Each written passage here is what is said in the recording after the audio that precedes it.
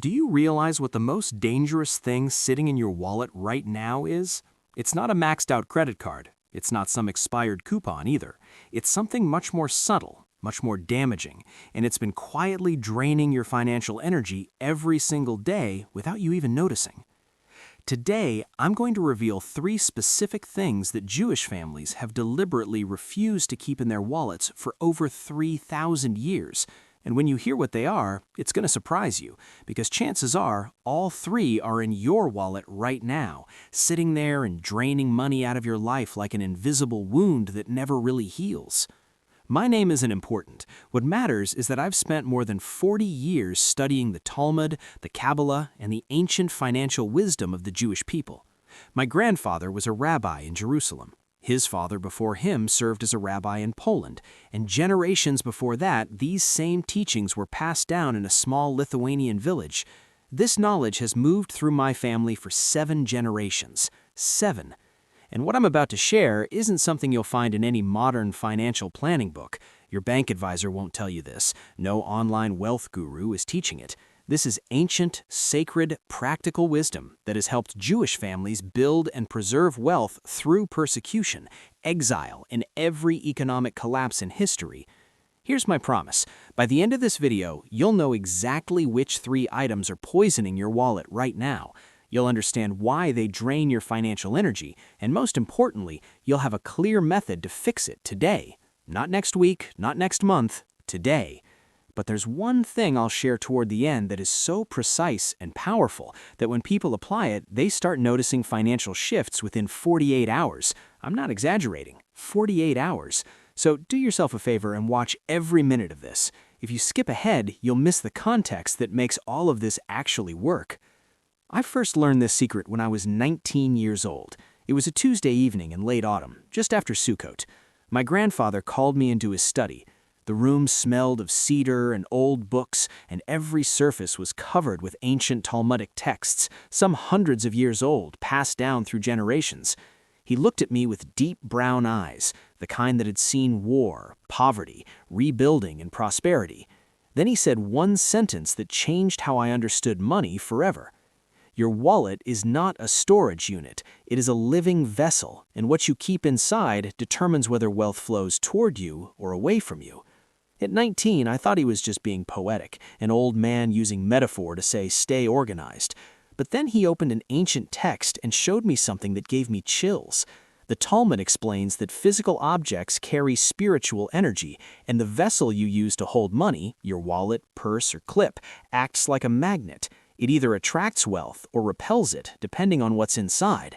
He told me that for generations, Jewish merchants, bankers, and families followed strict rules about what goes into a wallet and what must never go in.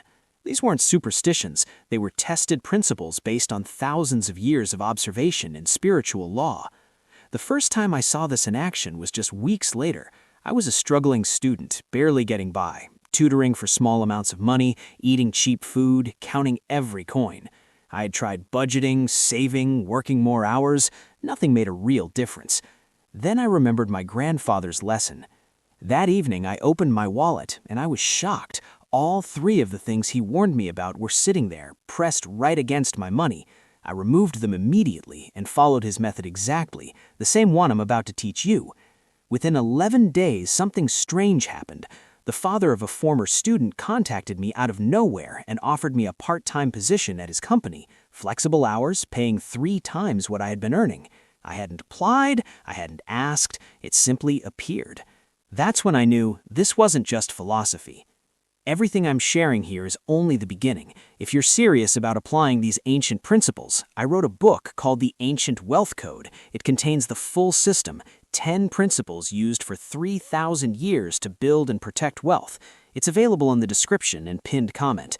Get it, because knowledge without action has no value. Now, you might be wondering, how can what's inside a wallet affect your finances? Here's the truth most people ignore. The Talmud teaches that every physical object carries an energetic signature. This isn't just mysticism. Even modern physics is starting to confirm that everything vibrates at a certain frequency. Your money vibrates, your wallet vibrates, and the objects around your money either support that frequency or disrupt it. Ancient rabbis understood this long before quantum physics existed. Over generations, they observed that certain objects near money led to stagnation, loss, even poverty, while others enhanced wealth and opportunity. If something inside you resonates with this, comment right now. My wallet is clean. My wealth is activated. Declare it before we continue. Let me say something you might not like hearing. I know what you're going through. You work hard, probably harder than most. You wake up early, put in the hours, do everything right. Yet at the end of the month, the money disappears. It feels like you're running faster but going nowhere. I've heard this same story from thousands of people. They earn, but it doesn't stay. They get raises, but expenses rise. They start businesses, but something always goes wrong. Meanwhile, others seem to move ahead effortlessly.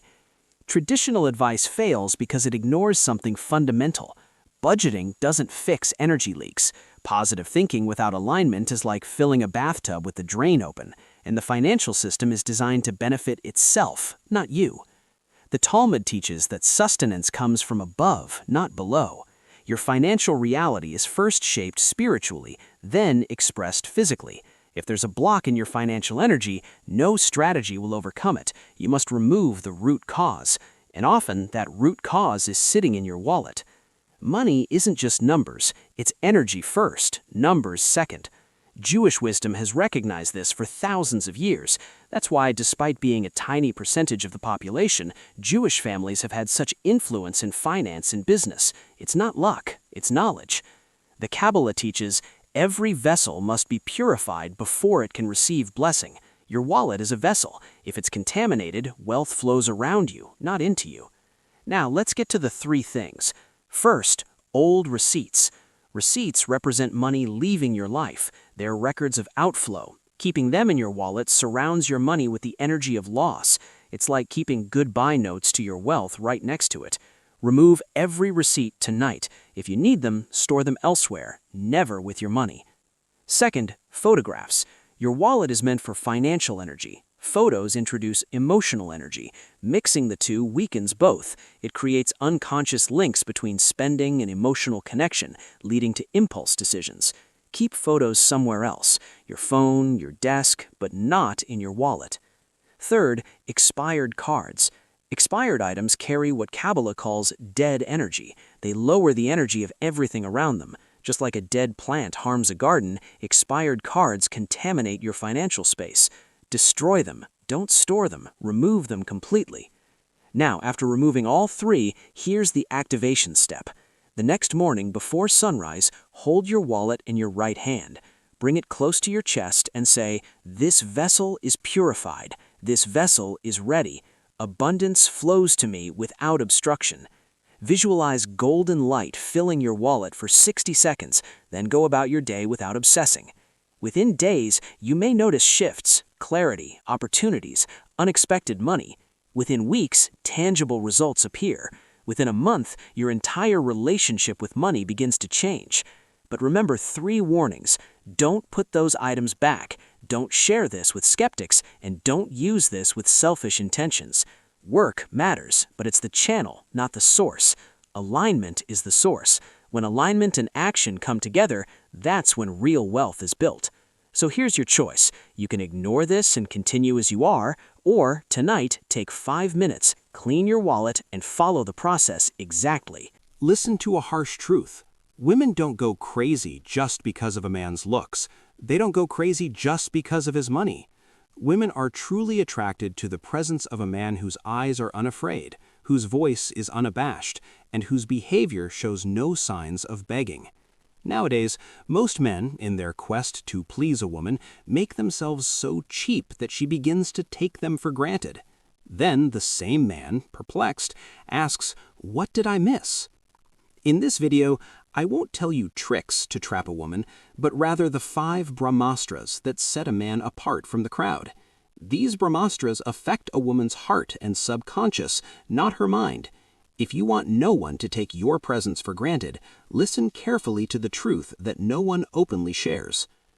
Understanding a woman is not easy because she operates more on emotions than words. But there are some men in front of whom a woman can't control herself. Why? Because these men aren't part of the crowd. They don't shout, they don't persuade, or they don't chase. They are grounded within, and this groundedness unleashes a storm within a woman. Brahmastra number 1, emotional stability. This is a man's most dangerous strength.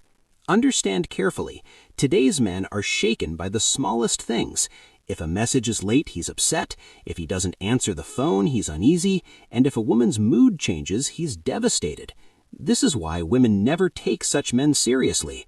An unstable man is easily angered, easily happy, easily sad, easily attached, and easily frightened. A woman begins to view him as a child.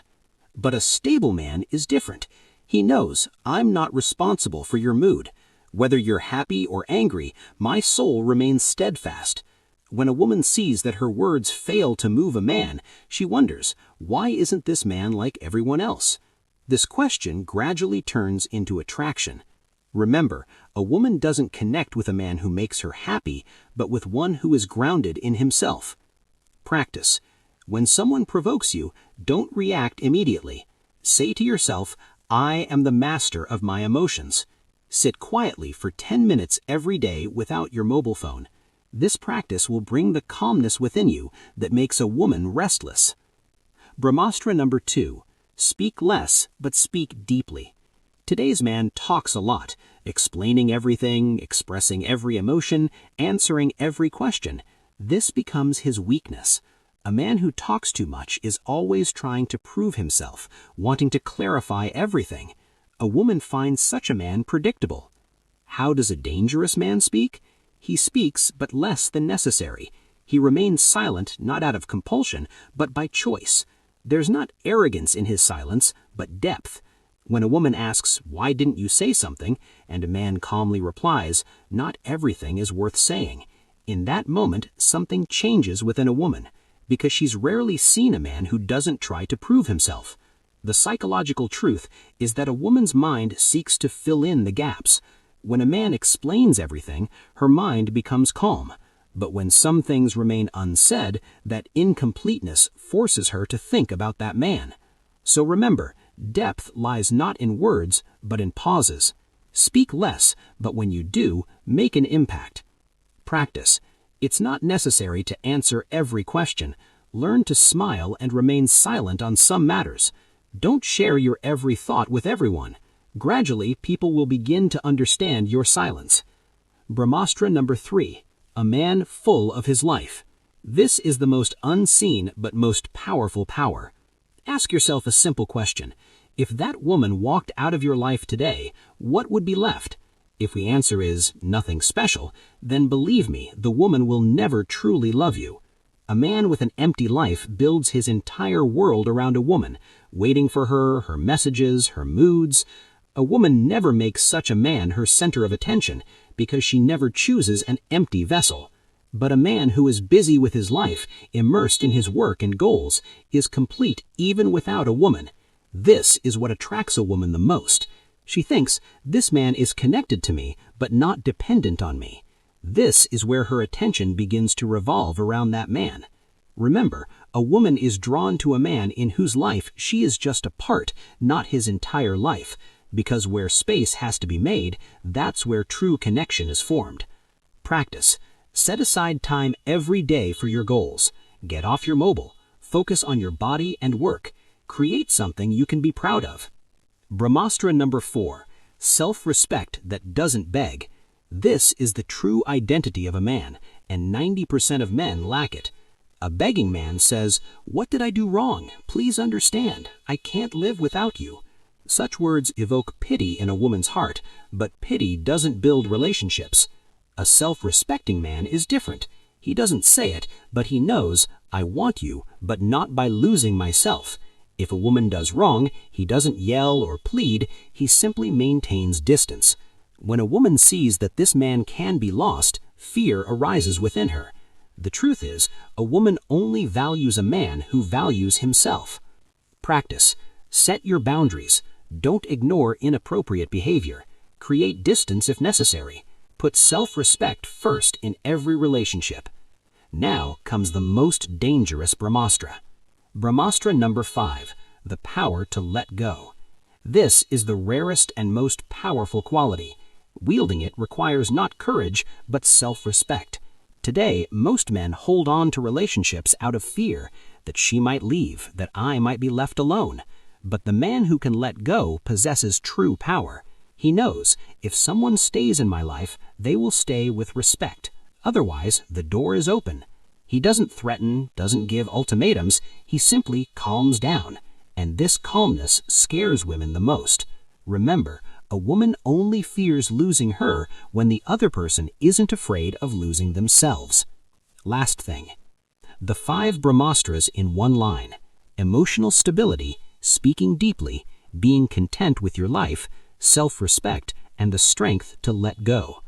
Ask yourself today, if this relationship ends, will I be able to respect myself? Do I have a purpose in life? Am I in this relationship because I want to or because I'm afraid? The answers to these questions will change you. The ultimate truth: women are not impressed by a man's tricks, but by a man who is connected to himself. He is not easy to lose and difficult to break. When you stop taking yourself for granted, the world will stop taking you for granted.